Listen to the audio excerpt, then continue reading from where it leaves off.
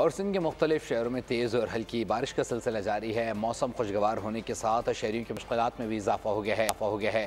سیلابی صورتحال میں بارش کی آمد نے معاملات کو اور پیچیدہ کر دیا ہے۔ حکومت نے متاثرہ علاقوں میں ریلیف کیمپ قائم کرنے کے ساتھ شہریوں کو محفوظ مقامات پر منتقل ہونے کی ہدایت کر دی ہے۔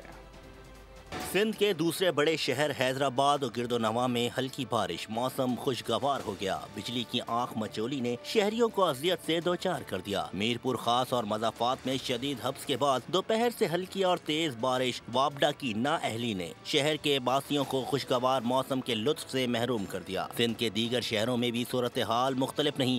مٹھیاری، ٹنڈوالا یار، سانگھڑ، سجاول، خیرپور، جام شور و ٹھٹھا میں بارش سے شہریوں نے جہاں سکھ کا سانس لیا، بجلی کی بندش، پانی کھڑا ہونے اور نشیبی علاقوں کے زیر آب آنے سے عوام کا جینا دو بھر ہو گیا۔ سڑکوں کی ابتر صورتحال سے آمد و رفت میں بھی شدید دشواری اور کوفت اٹھانا پڑی۔